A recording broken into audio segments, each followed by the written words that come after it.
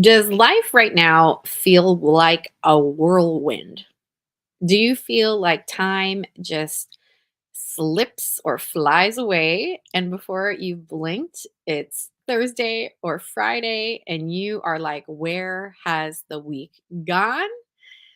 Do you desire to enjoy the way you spend time more?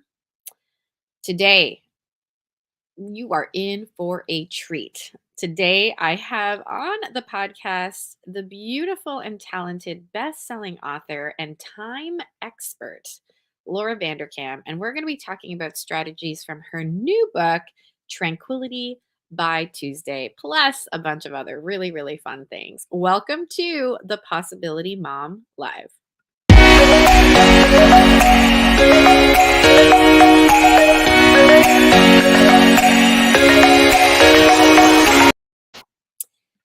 Making time for what matters is,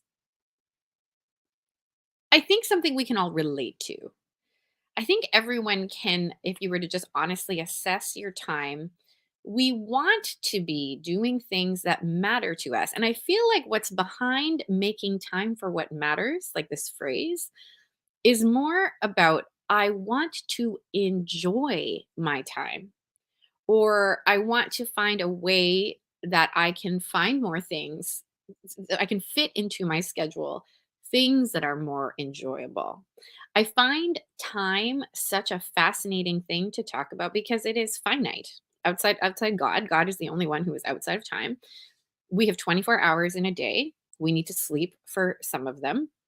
And so there are natural consequences that happen as a result of time being finite. And so I'm just so excited. I love talking about this topic. But before we do that, I want to share with you something so exciting. We are pregnant with our 10th baby. If you follow me on Instagram, you know that we just announced it. And we announced it in kind of a fun way. We also did a fun video that you can watch over here on YouTube if you are watching this show live. But we announced the video, or excuse me, we announced the pregnancy in kind of a fun way. Let me play it for you real quick. 10, 9, 8, 7, 6, 5, 4, 3, 2, 1, 10. So fun. So, it is, I share some of my honest feelings about being pregnant with my 10th baby as well on a YouTube video just that I just uploaded. And so you can go on over to my YouTube channel to check out my honest thoughts. But the first thing I want to do is just share a few of the reactions that I got to my pregnancy. And I want to pull a few of them up right now. And they were so beautiful. I am so grateful for your supportive and loving comments and for the encouragement. Um, it is really fun uh, to celebrate pregnancy. Like it's just very fun when people share, in the joy. And so I just want to share a couple of, beautiful comments. Reckless Wonder on Instagram. I'm an awe of you. You have a whole hockey team and shift change. I love that so, so much. My friend on Instagram, Alexandria DeRose, says, um, uh, forgive me one sec. Alexandria says, Lisa, best post for the win. I'm so happy and excited for you and praying for you all. Thank you so much. Please keep the prayers coming. But the funniest, or most, I'm going to call it interesting, there are always a few comments, just a few, not a lot, but just a few that are a little bit more along this vein. So, oh no, oh hell no, that's too much. And how do you give them all the right attention and discipline? Legit question. I have a few of my own. I don't want any more. So I'm wondering how you're able to willingly have 10 babies. That's so excessive. So I do want to react to this comment. I don't typically respond to these kinds of comments publicly because I just, you know how it gets. People can get very dramatic on the internet, and it is truly sometimes difficult to have these kinds of conversations. Experience has shown me in the past when I have attempted to engage in a very courteous way. When people are hiding behind screens, you just sometimes don't act in the exact same way you would act in like real life if you were having coffee with someone. But I want to address two things in that comment to this lovely woman. Number one, how do you give them all the right attention and discipline? The mindset coach in me says I've been trained to analyze words. So when people say things like right attention, my first mindset coach training that goes on is define for me right. So I'm curious. I would be so curious what you mean by right attention and discipline. And what I would, if I was having a conversation with this woman, I would be like, what does that look like? What does right attention and discipline look like? And in my house, what it looks like is really strategically using my available time and energy to give my children both one-on-one attention and group attention. And we do that in a variety of ways. I leverage karate. Karate has been one unexpected blessing. I am typically, because my family is so large and I am very guarded with my time, I am hesitant to sign up for things that take us outside of the home or outside of my immediate community where we can't walk or I can't take several children to an activity. And so when my one of my children, my oldest child, expressed interest in karate, I was a little bit like, I don't know. But what we ended up doing that proved to be incredibly strategic and super fun was I take another child with me on a little date while we wait for my son's karate. It's too far away for us to go there and come back. And so it has become the most strategic thing. We are sometimes at karate 3 times a week. And so it is a date night with a child 3 times a week. It honestly has become just like an incredibly strategic use of time. And how I am willingly to have 10 children, that's so excessive again in my brain. I would like you to define excessive. And to me, I'm going to get all sappy on y'all. Excessive to me is an excessive amount of love. It's an excessive amount of playmates. It's an excessive amount of ability to be stretched and to grow in virtue and in skill. And I'll be honest, it's an excessive amount of fun. Are there some natural consequences that come with as many children as I have? Yes. I believe I could win a Nobel Peace Prize in conflict negotiation. I could probably also win some other academic award on keeping things like socks and uniforms and all the things. Like there are just simply some strategic things that go on in the canning house that are I've had to grow in skill in. But that is what I would say if I was having a conversation with this lovely lady. Define for me excessive, and for me, it's excessive love. Alrighty, here we go. Something I like this week. This is the part in the show where I talk about something that I like. And something I am liking this week that I'm so excited about is my new 90-day strong finish group coaching experience. I am leveraging my strategy skills, my ability to cheer people on, my encouragement, my love of encouraging people inside of this 90-day strong finish experience. And so I'm going to pull up the page. I've put the link to this page in the description and show notes for this podcast. And let me tell you a little bit about it. Perhaps you have worked your behind off in your business and it didn't really go according to plan. Maybe you missed the mark on a big financial goal or other goal, and you kind of feel like you want to give up, but you know you also really don't want to give up. I want to help you identify the strategic activities that will help you get closer, if not meet that goal in this final period of 2022. And there is so still time to finish strong. I've been designed this 90-day strong finish coaching experience to be the final push you need to create intentional activity in your business. We have got group coaching every 3 weeks. Every 3 weeks, you get to spend time with me as your strategic business coach and Catholic mindset coach to help you keep your thoughts focused on your goals, but also very much inviting the Lord into the entire experience, detached of the outcome.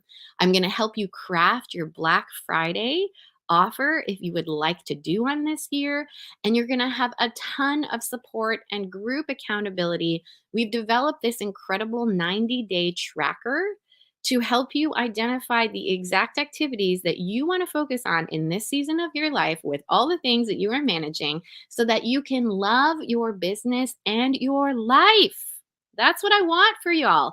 You can get the link to this experience. It is honestly, I've tried to make this a very accessible option for you. It is simply $99 a month for 3 months to get access to me as your coach.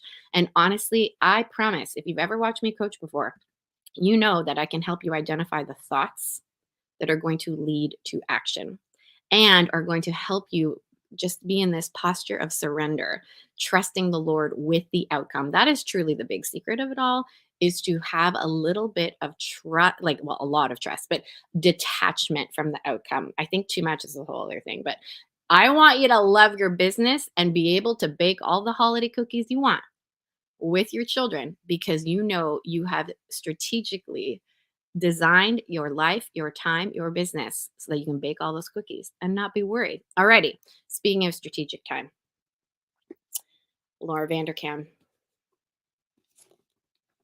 Tranquility by Tuesday. Who doesn't want that? Laura Vanderkam and I first got connected around an article she wrote for the New York Times, and I put the link for that below. And it was just such a great introductory conversation. She was doing a piece on large family living, what you can learn from people in large families. And that went on to, she's been featured in several of my summits, and I have been so blessed to be featured on her podcast. And it's just been wonderful to know this woman. Why I find Laura fascinating and why I think you will find her fascinating too is she has written so many books on the pursuit of time. It'll take too much time to list how many books she has written on the pursuit of time. But why this is fascinating is she has real life. This is not just anecdotal. This is not just her experience. This is data. She has so much data studying people, helping them track their time, interviewing people, observing in real life with scientific data how people use their time. And I'm so happy to bring her on. Laura, I can't wait for everyone to meet you. Laura, how are you? I'm good. How are you? Thanks for having me. Oh, I'm so excited to just talk about time, my favorite topic. I want to ask you straight off the bat, where did your interest in time come from? Well, the thing I find so fascinating about time is that everybody has the same amount of it, right? We all have 24 hours in a day. We all have 168 hours in a week. And so when we find people like you, Lisa, who are doing such amazing things in their lives and have such, wonderful large families too, and are making time for various things in life. Well, I mean, the first thing I think is, wait, she doesn't have any more time than anyone else, right? We can learn how people are allocating their hours, and hopefully the rest of us can pick up some tips from that. So that's why I have been studying time. I've been studying the schedules of people who do a lot with their time, who feel good about their time, and all my books are about sharing those stories, the data, so people can make more time for what matters, spend less time on what doesn't. And in Tranquility by Tuesday, you've outlined for us 9 ways to calm the chaos. And I want to read all 9, and then I want us to dig into 1 or 2 of them. I could obviously talk to you like all day about every single one. But number 1, give yourself a bedtime. Number 2, plan on Fridays. Number 3, move by 3 p.m. Number 4, 3 times a week is a habit. Number 5, create a backup slot. Number 6, one big adventure, one little adventure. Number 7, take one night for you. Number 8, batch the little things. And number 9, effortful before effortless. So before we dive into 1 or 2 of these, share with us why you decided to write Tranquility by Tuesday and what was the thing that kind of sparked it? Like what was it that like this is the time for this book? Yeah. So with Tranquility by Tuesday, I mean, I've seen thousands of people's schedules over the years. People have tracked their time, sent me, how they spend a week. People sometimes ask me for advice. I find them, often I realized I was giving people the same advice, that people have very different lives, very different family situations, jobs, and so forth. But I was giving a lot of the same tips over and over again. So I decided to hone these down into these 9 rules that I felt were broadly applicable and would help most people feel better about their time. And since I write time management for very busy people, I don't want to just recommend something if I don't know it works, right? So for the Tranquility by Tuesday project, which is what this book is now based on, I had 150 people try out these 9 time management rules over the course of 9 weeks. So each week they would learn a rule. They would answer questions about how they plan to use it in their lives. They would answer questions a week later about how it went, various challenges they faced, and how they overcame those challenges. I could measure them on various dimensions, and I developed a time satisfaction scale that I could measure them on various dimensions over the course of the project. And I was happy to find out that their time satisfaction scores rose significantly over the 9 weeks. And so, that is the goal for anyone who is reading it, that they will follow these rules and feel better about their time and also feel like they are making time for what matters and life is a little bit less chaotic. Hmm. I love how you phrase that time satisfaction because that is a very important distinction. And I remember when I was coming out of my period that I affectionately called my hamster wheel period, where I just sort of felt like I just feel like I'm doing the same thing. I was trying to learn all these hacks and I would save time, but I still felt that same amount of dissatisfaction. And this is an observation I have of a lot of people. They will learn the hacks to make laundry easier. They'll learn the things to, get school drop off a little bit more efficient. But if you're simply replacing that time with maybe more activities that cause you more stress, or if you haven't you simply are following similar neural pathways that you've had in the past that continue to keep you scarce. That's a very important distinction in this pursuit of life and ultimately freedom that I believe that everybody is desiring. Nobody wants to feel like a slave to their life, to their week, to their business, to anything. And so I do think it's a very important distinction, time satisfaction. Okay, so from your data from this fun project, did you notice of the 9 that one was really easy for people and one was really difficult? Were there any observations in that way? I think different people struggled with different rules, but I put them in the order that they are in for a reason. That I think all of the rules become easier once you are, for instance, not as sleep deprived. Right? Like if people are giving themselves a bedtime, they tend to have more energy. They tend to approach their days with a bit more optimism. And that makes it easy to do things like plan in adventures, right? Like it's harder to do that if you're feeling constantly sleep deprived. The second rule, to plan on Friday, is about establishing sort of an effective weekly planning practice. Again, once you're doing that, you can start to see where you could maybe take one night for you, or you might be able to build in some open space in the create a backup slot rule. So they're in the order they're in for a reason. And so it's not that one is easier than the others. I think that there are some that are better to put in place first because then they make it easier to do other things. Oh, that is fascinating. Because I've such a shared interest in you, obviously, in time and analyzing my own time and developing frameworks and whatnot. It was fascinating because I was like, okay, I struggle with a lot of things in my life. To be honest, I really struggle with number one, giving myself a bedtime, but like I have the skills to do it. I'm choosing currently to not utilize any of them. But like it's so interesting that you told me that these are in habits because the one that I found the hardest was number 9. Mm, interesting. Effortful before effortless. So I'd love to dive into this one. Effortful before effortless. Can you explain a little bit for anyone who hasn't read the book? What does that mean? And why do you think someone like me would find that difficult? Well, so effortful before effortless is about how we handle our leisure time. And I maintain that even the busiest people have some amount of leisure time. It may not be much, but we have some. The problem for many of us is that it comes in short spurts, They may be unexpected, they may be uncertain in duration, and they may also come at low energy times. So at night after you put the kids to bed or after you finish your work or finished your chores, what do we do at this time? Well, the lion's share of people's leisure time is filled with screens because they are so easy. You can be on Twitter for 2 minutes or 20 minutes, right? You don't need to call a babysitter in order to turn on Netflix. It doesn't make many demands of you. And so these forms of effortless fun tend to consume the bulk of our leisure time. And there's nothing wrong with that. Like, there's nothing wrong with screen time. Like, I'm not going to tell anyone get off social media. I mean, we're on social media. There's no reason to stop watching many of the great, TV programs that are out there. The problem is more that people say they would like to spend more of their time on many of the sorts of effortful fun that the effortless fun tends to crowd out. So things like reading, hobbies, crafts, connecting with friends. There's only so much time to go around. And so if you're filling what leisure time you do have with passive forms of entertainment, you don't have as much time or energy for these forms of more active leisure. Mhm. So what do you do? Well, what I find is that when people learn a little habit switch, which is that you want to do a few minutes of effortful fun before you start the effortless fun. This can change your entire experience. So, you've got a spot of time opening up, you're pulling up your phone, read an ebook for 2 minutes, and then you can go to Facebook for the rest of the time, right? Or at night after your kids go to bed, do a puzzle for 10 minutes, and then you can start streaming whatever you want on Netflix. But by flipping that automatic order, one of two things will happen.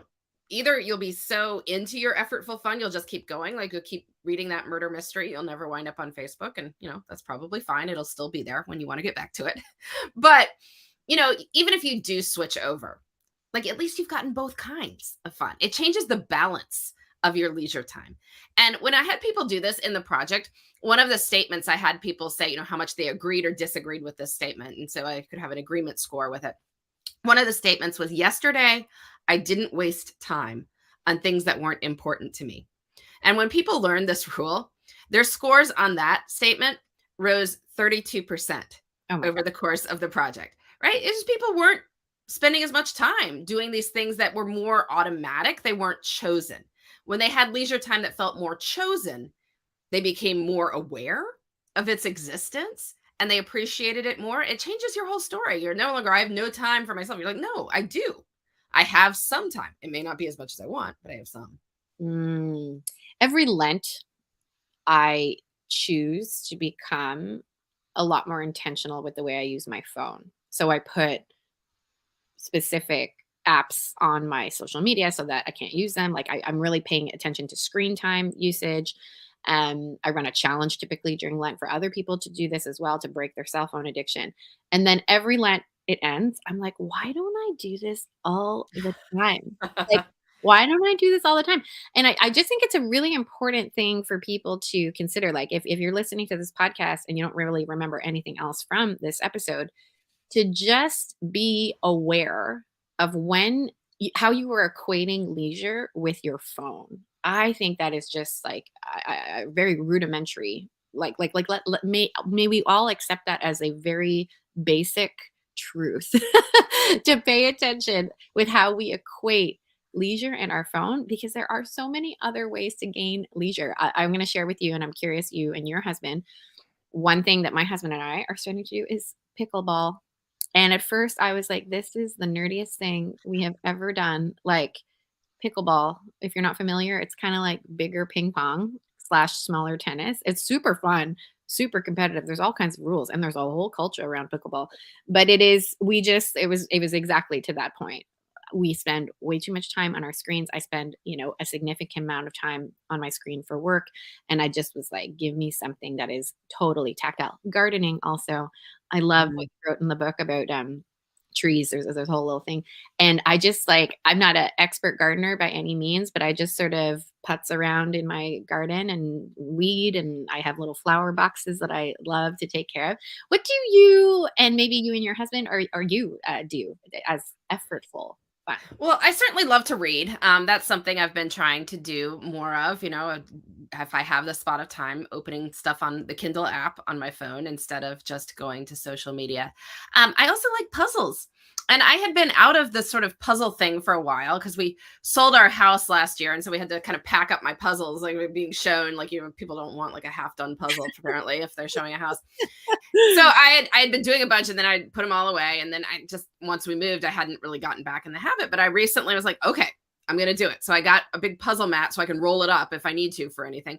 And I've been working on it, and I put it in the same room as my 2-year-old watches stuff on the computer sometimes, like when we've all just like had enough. And he goes watch a video, watch Blippi or something on YouTube, the kids there. But while he's doing that, I can do a puzzle, right? So I'm still in the same room if something happens, like if he needs supervision, but I'm able to do that instead of just being on my phone. And it feels so much better. It feels much more relaxing. Beautiful.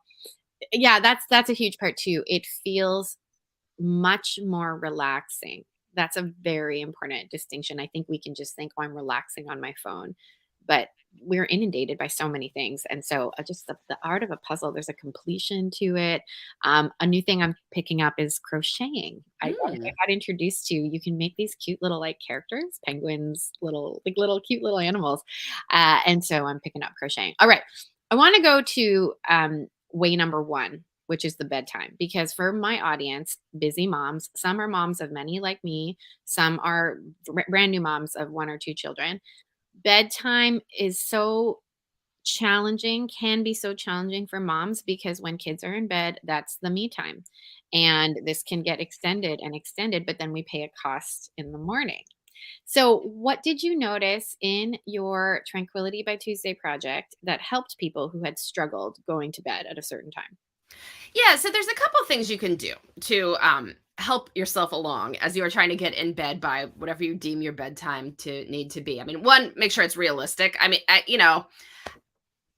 not everybody actually needs 8 hours of sleep. So, and many adults, in fact, don't. I mean, I've tracked my time long enough. My average that I seem to aim for is 7.4 hours.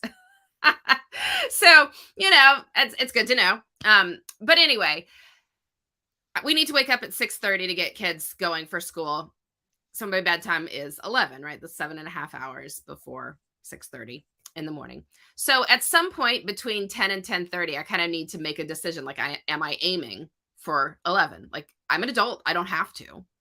But if I am, like, I need to get ready for bed, brush my teeth. If I need to go turn out lights or anything that I need to do, lock doors, but do that then. So it's not brushed up right against 11 and then pushes your bedtime forward. Like, so first make sure that you have done the things you need to do ahead of the time that you need to be in bed. But I think what you're talking about there, it's not so much the practical, it's that this is time you can have for yourself. Like, the kids are in bed, they're not going to interrupt you. You're like, I love this leisure time. I want to push it forward as far as possible. Now, hopefully your kids are, you've got, especially if you've got little ones, you're getting them into bed at a sort of early enough time that you do have some time, and really use it. Like, don't use that time for chores. Like, stop that. Like, it's, you can clean your kitchen with kids around. Like, it doesn't have to be done perfectly, but you can't do some of that adult only leisure until they're not with you. So if that is their time, like if they go down at 8 and you go to bed at 10, that's 2 hours. So make sure you enjoy your 2 hours. Like, know what you want to do at that time, so you don't just putter it away on picking stuff up randomly or email checks and such. Second, make sure you have leisure time at other points in your schedule. Mhm. And when we truly do have time for ourselves at other points, we don't feel quite as frantic about getting it late at night. Yeah. So, making sure you are getting some reading or puzzles or whatever on that time that you would be on your phone. Making sure you have help with your kids, right? Like, that there are other people who can watch them for some amount of time so you can do other things that are for you. I always recommend that everyone, rule number 7, take one night for you. Have something that is not work, it is not family, and you enjoy it personally, and ideally make a commitment to it. Like, I sing in a choir every Thursday night. That's the kind of thing you could do. You could join a softball team, you can volunteer somewhere, you can have a regular friend get together, but something that is expected at a certain time so you're going to get your time. And when you have the opportunities for doing fun stuff in the rest of your life, then it becomes a little bit less like, no, no, I can't go to bed. I need this time. I need this time. Mhm. Well, if you're getting it at other points, then it's not quite so, desperate a situation. Yeah, I think what's really important to remember is there is a cost to staying up late that is unlike other things. Like, it is so important we remember we cannot operate as human beings very typically without adequate sleep.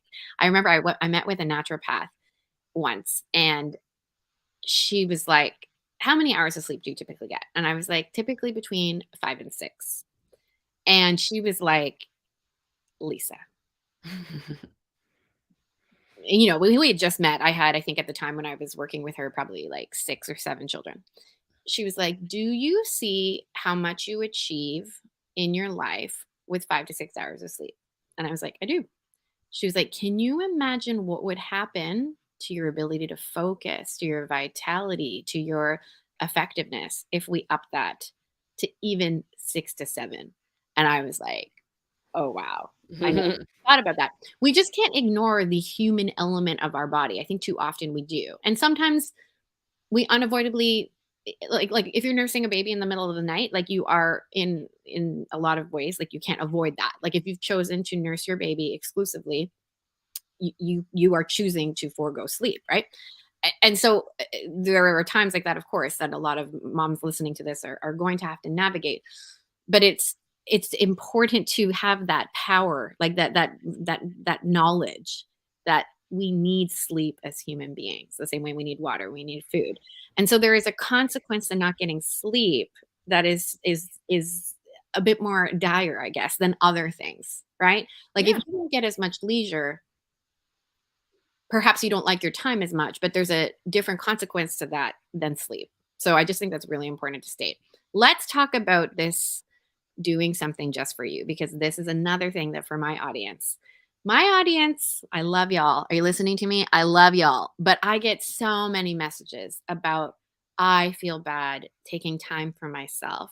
I feel bad. I'm not even just talking about starting a business. Like I should be with my children 24 hours. They're talking about like, I can't go get my nails done, or I can't go and have coffee with a girlfriend. Like, and this is another one of the things in modern motherhood that I see as just like a true problem. So what did you observe in your project around taking a night to yourself?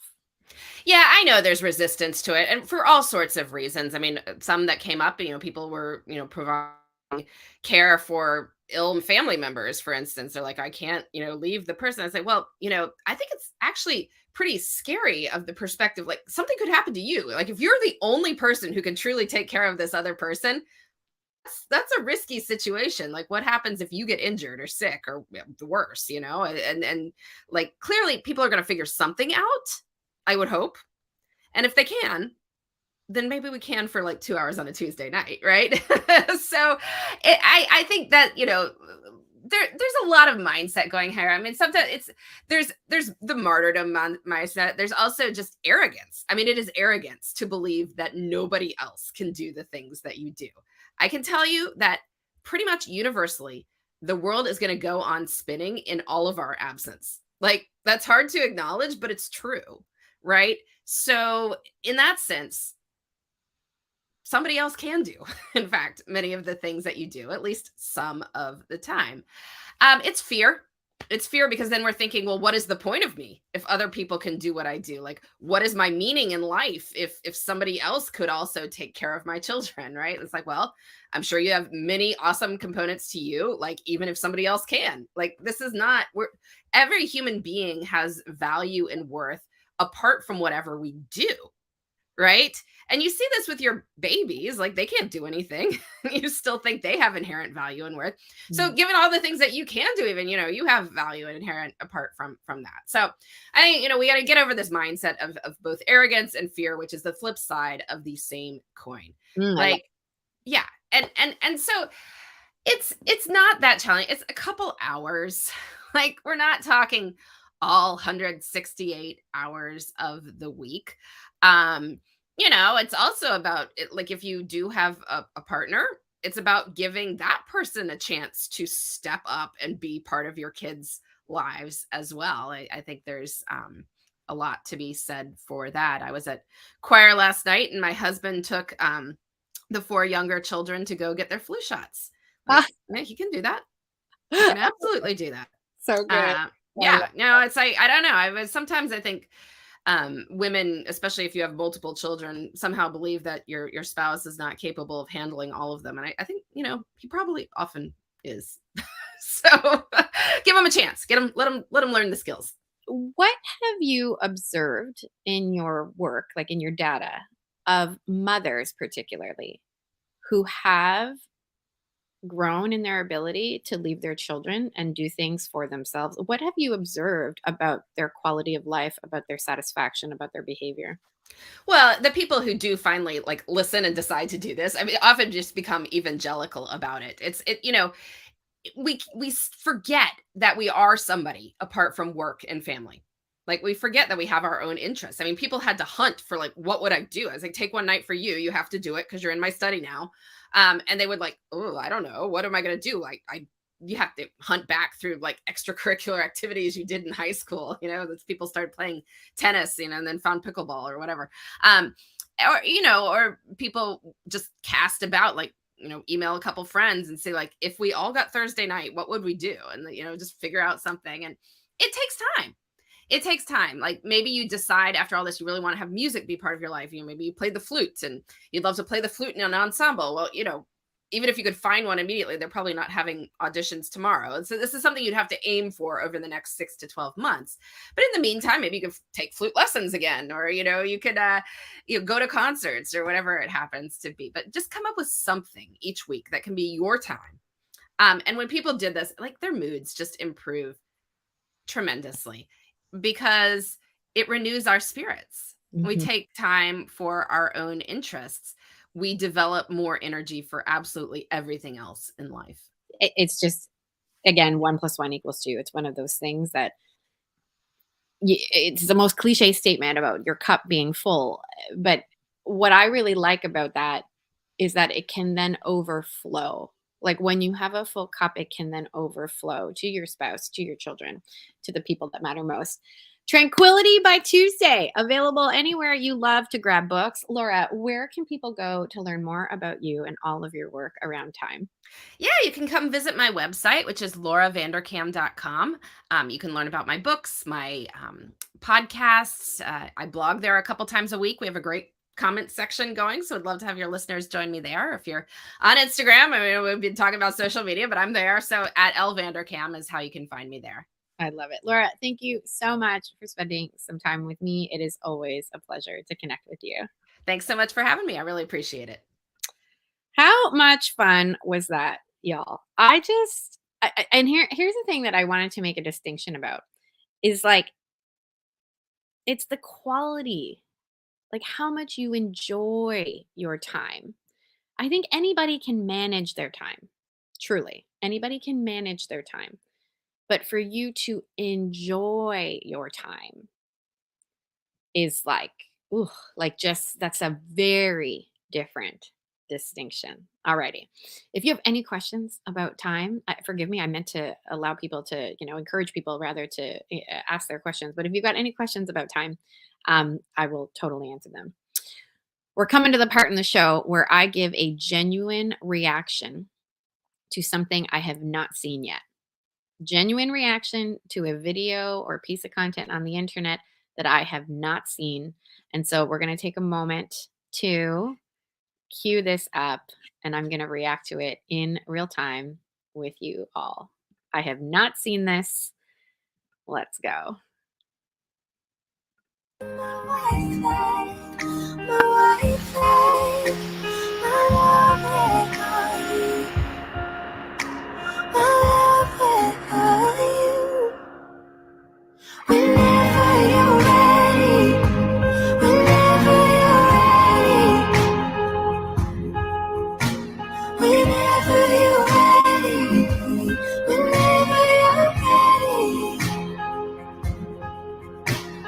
Can we surrender?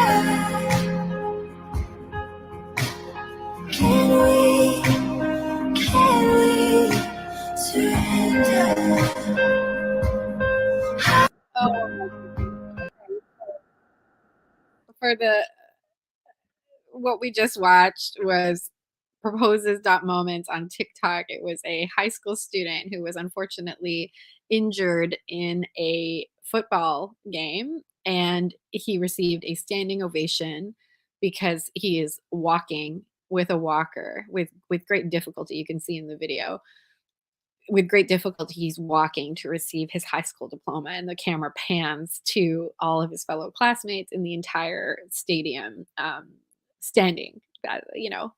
And I think, to relate this to time real quick, I think sometimes we can find it impossible. I know I can, and I'm the possibility mom, and I have a bunch of mindset training behind me. But I can sometimes feel like it is impossible that I'll be able to get things done. That is a very sticky thought for me. Not having enough time, or to be honest, it's energy for me, but they're very related. Not because it's like I'm going to run out of time because I don't have energy. It's a very sticky thought for me. It is one that I constantly need to coach myself on and battle. And so, just to relate this to time, perseverance and the ability to continue when you feel hopeless is what I think is so important. Or when you look at a situation, whether it be that I've got a bunch of small kids at home, how on earth could I start a business? Or I'm too stubborn and I'm too stuck in my ways. I can't improve my marriage. Or there's no way that I can find more freedom. My life feels so overwhelming. This tenacity to be able to take these next steps, even if you're in a walker and you're hobbling along and it's difficult. It's like, I kind of wish sometimes we could give ourselves a standing ovation, like, and I want to encourage you, give yourself a standing ovation. My husband is incredibly encouraging. I am pregnant with my 10th child. This was a very challenging week for me, nausea wise and energy wise. I'm struggling with pregnancy insomnia this time around, which I've not really struggled with in the past. Usually only like when you get to the very, very end, not at the very beginning. It's very strange. I can normally just sleep. And it's no problem. But I've been struggling with I'll fall asleep, but then I'll wake up and then I can't get back to sleep. That's just odd. So anyway, long story short, he provides me a lot of standing ovation, so to speak, but I've also been trying to be that for myself. So instead of looking at my to-do list and being like, gosh, there's so many things you did not get done, I'm trying really hard to shift the focus to, oh my gosh, Lisa, look at what you got done today. And again, it might sound cheesy. This might just sound like unsatisfactory to you, maybe. But to me, to be able to give ourselves a standing ovation when we have done difficult things, I think that can give our brain a lot of evidence of, hey, wowza, I can do difficult things.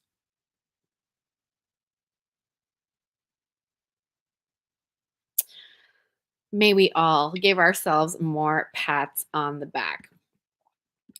This is the part of the show where I share a spiritual thought, and I want to share the wonderful St. Jude. Right now in the church calendar, it is the St. Jude novena. It is time for the St. Jude novena. I believe that you can pray these novenas anytime, but there is like a sort of a church calendar where you can pray these a bit more universally with the church. So I'm over here on praymorenovenas.com to the St. Jude novena. We are currently on day 3, if I'm not mistaken. But I wanted to highlight just something here from day 1. You are the patron of the impossible. Pray for me and my intentions. O St. Jude, pray that God's grace and mercy will cover my intentions. Pray for the impossible if it is God's will. Pray that I may have the grace to accept God's holy will, even if it is painful and difficult for me. I love this line. Pray that I may have the grace to accept God's holy will, even if it is painful and difficult for me. I think sometimes when, like myself, I struggle with, like, am I going to have enough time? Am I going to have enough energy? Sometimes the Lord allows desolation. St. Ignatius talks about this a lot. Sometimes the Lord allows desolation because a fruit will come from it. And for me in these seasons, of repeated pregnancies back to back, I see the fruit that has come from some of this nausea and exhaustion. And again, it has significant consequences that I don't discount or discredit. I do need to sleep. I do need to take it easy, all those things. But the fruit of it for me has been incredible intimacy and trust in the Lord. And I will take that all day, every day. I do not regret ever times when I'm able to grow in intimacy with the Lord because I see the fruits of that as well. Remind me of that, PS, if I ever come on here and I start complaining about life feeling hard. If you don't know this about me already, I often create all this content so I can remind myself of these things. This is the part of the show where I talk about things I am looking forward to. I am looking forward to next week having my mindset coach, the person who trained me in my Catholic coaching, the beautiful Erin Ingold. We always have fun when we are together, and she's going to be coming on live to talk about Catholic Coach Week, which is a really fun event coming up in November that I want to encourage everyone to come and join us for if you are an aspiring coach or currently are a coach. Maybe you're curious about how to make your coaching Catholic. What is the distinction or difference there? Or perhaps you're even just wondering on a more baseline level, what is coaching and how can I pursue it? What does it look like? And how do I make money doing it? That is something I am very much looking forward to. One other thing that I'm looking forward to here is that it is now cooler in Florida with the fall. And it has been so fun to bring out the sweaters and just like experience a little bit of the cooler temperatures that I enjoyed when I grew up in Toronto, Canada. My friends, thank you for tuning in. I hope you found this show helpful. If there is a mom in your life that you know would benefit from this show, will you please share this podcast with them? And would you kindly leave a review and rate this podcast? It really helps to have the podcast show up more to others who might benefit from it as well. God bless you. Happy Friday. Don't forget, you can join me for the 90-day strong finish group coaching experience. It kicks off Monday. You like, and really, I really want to say, you got to come. Like, it's that if you have never participated in coaching before, this is an awesome way for you to get coached at an accessible rate and to move forward in your goals. I really want to encourage you to join me. All right, my friends, have a great day. See you next week.